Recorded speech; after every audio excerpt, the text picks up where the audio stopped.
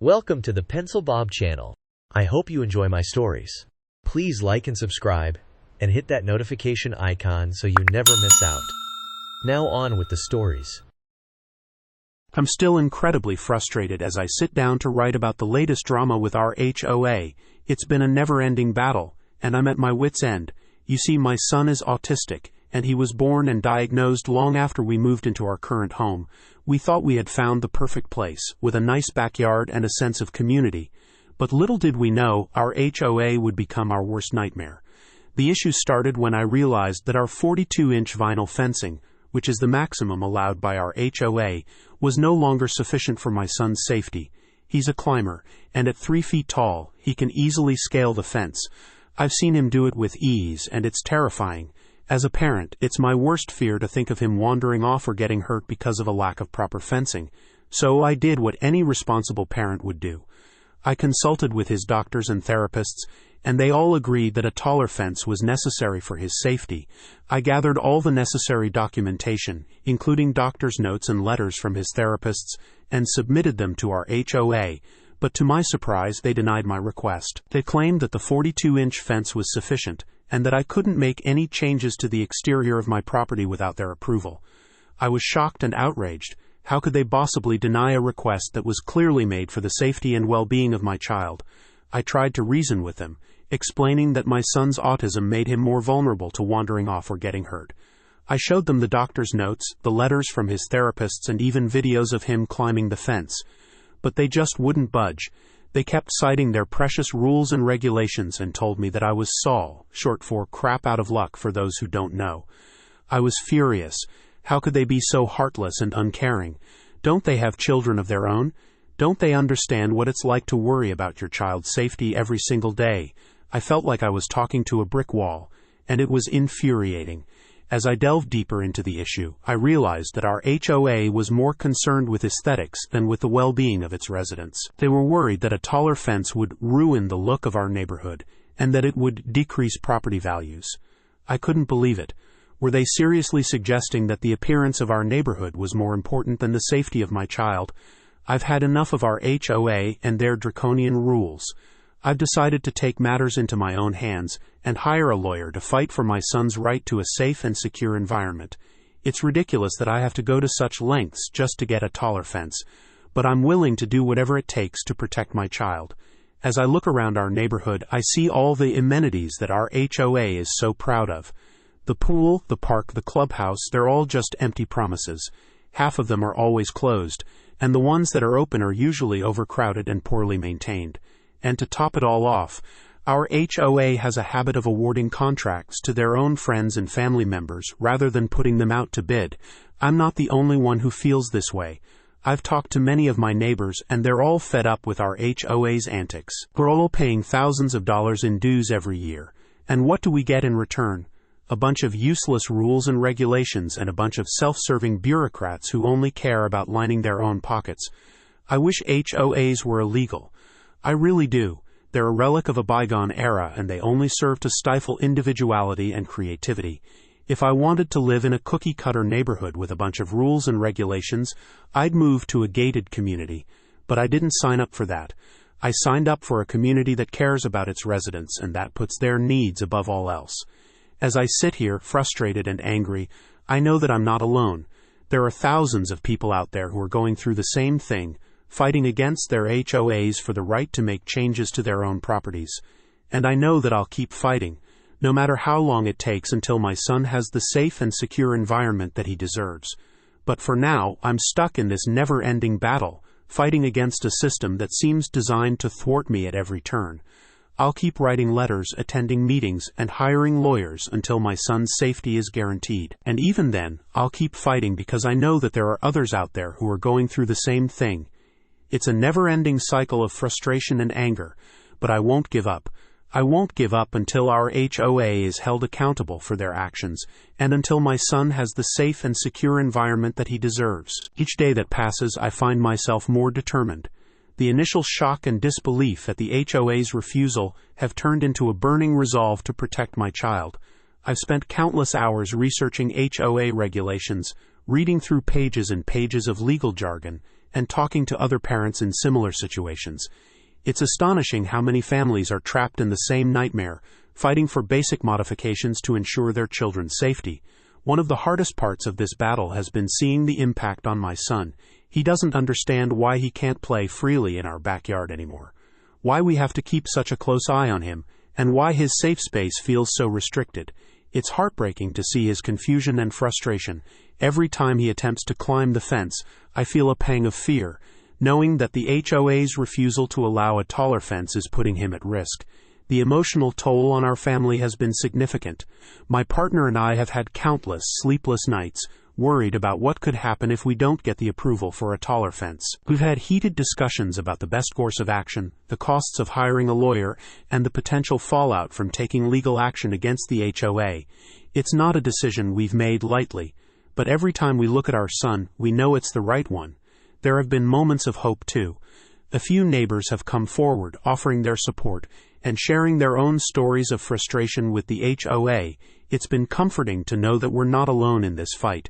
We've formed a small but determined group of residents who are pushing back against the HOA's unreasonable regulations. Together, we're gathering signatures, organizing meetings, and making our voices heard. Despite the challenges, I'm learning a lot about resilience and advocacy. I never imagined myself in this position, but here I am, fighting not just for my son, but for all the families in our community who are affected by the HOA's arbitrary rules. It's a daunting task, but it's also empowering. Every small victory, every step forward feels like a triumph against a system that has long gone unchecked. I've started keeping a detailed log of all our interactions with the HOA, documenting every meeting, every letter, and every response. It's tedious work, but it's essential for our legal case. Our lawyer has been a beacon of hope, guiding us through the complexities of HOA regulations and helping us build a solid case. It's a slow process, but I believe that justice will prevail in the end. The more I learn about our HOA, the more I realize how deeply flawed the system is. It's astonishing how much power these organizations hold over homeowners, and how often they prioritize aesthetics and property values over the well-being of residents. It's a system that desperately needs reform, and I'm committed to being part of that change. There have been days when I felt utterly defeated, questioning whether all this effort is worth it. But then I see my son's face, and I remember why we're fighting. His safety and happiness are worth every ounce of effort, every sleepless night, and every dollar spent on legal fees. This isn't just about a fence. It's about standing up for what's right, and ensuring that our home is a safe haven for our child.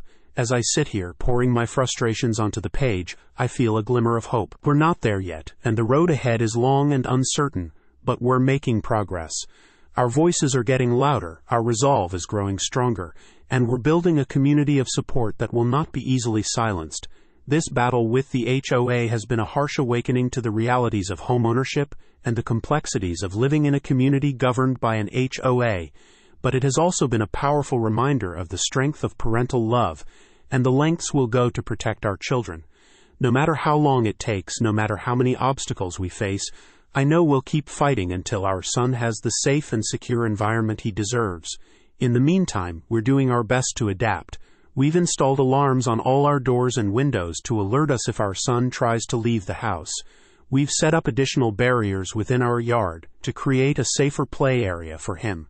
It's not ideal, and it's far from the solution we need, but it's a temporary measure to give us some peace of mind. I've also been reaching out to local advocacy groups for families with autistic children. Their support and advice have been invaluable. They've provided resources, connected us with other families facing similar issues, and even helped us garner media attention for our cause. The more people who know about our situation, the more pressure we can put on the HOA to reconsider their stance. Through all of this, my son continues to be my greatest source of inspiration. His resilience, his joy, and his boundless curiosity remind me every day why this fight is so important. He deserves to grow up in a safe environment where he can explore and play without constant fear. And I'm determined to make that a reality, no matter how long it takes. This journey has been far from easy, but it has also been a profound learning experience. I've learned about the power of community, the importance of standing up for what's right, and the incredible strength that comes from being a parent. Our fight with the HOA is ongoing, but it has also sparked a broader conversation about the role of HOAs and the need for reform. It's a small step towards a bigger change, and I'm proud to be part of it. As I sit here, reflecting on the months of struggle and the road ahead, I feel a renewed sense of purpose. This battle is far from over, but I know we're on the right path. We will keep pushing, keep advocating, and keep fighting for the safety and well-being of our children. And one day, I believe we'll look back on this time and see it as the catalyst for meaningful change. For now, I'm taking it one day at a time, finding strength in the support of our community and the love of my family. This journey is challenging and often exhausting, but it has also brought out a resilience and determination I never knew I had. And as long as there are people willing to stand up and fight for what's right, I know we'll eventually prevail. The fight continues, and I remain hopeful. We will not be silenced. We will not be deterred. Our children deserve safe, nurturing environments, and we will not stop until we achieve that. This is our story, our struggle, and our mission, and together we will make a difference. But if you get a taller fence, how will the HOA be able to survive? They thrive on the uniform, cookie-cutter appearance of the neighborhood. This standardized look ensures that all the houses and their surroundings adhere to a specific aesthetic, creating a cohesive and orderly environment. The HOA's regulations are designed to maintain this visual harmony, promoting property values and a sense of community identity. A taller fence would disrupt this carefully crafted uniformity, challenging the HOA's authority and undermining their efforts to enforce conformity. By deviating from the established guidelines, it sets a precedent that could encourage others to make similar changes, ultimately eroding the consistency that the HOA relies on. Therefore, maintaining the current fence height is crucial for the HOA's ability to sustain the desired appearance of the neighborhood. If you believe you are experiencing a Fair Housing Act violation, consider addressing the issue firmly before resorting to legal action. Communicate clearly to the responsible party that their actions may constitute a violation of the Fair Housing Act, which prohibits discrimination in housing based on race, color, national origin, religion, sex, familial status, and disability. Mention that you are prepared to take legal action if necessary, but also suggest exploring the option of a contingency lawyer first. This approach can potentially save on upfront legal costs, as contingency lawyers only get paid if you win the case. To emphasize the seriousness of the situation, you can cite examples from similar cases. For instance, there is a notable case involving a HOA where their lawyer took a strong stance on the matter. The lawyer informed the HOA that they must approve a reasonable accommodation request or risk losing his services.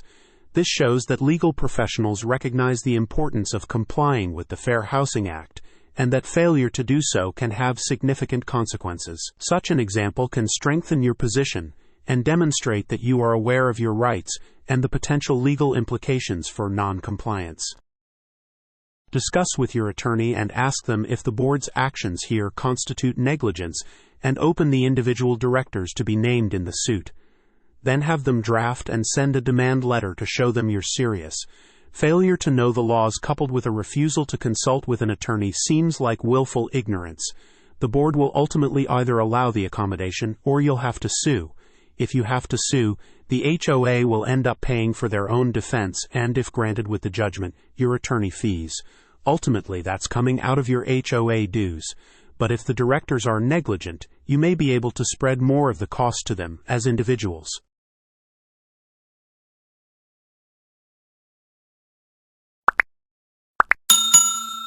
I would like to thank you for watching the video to the end.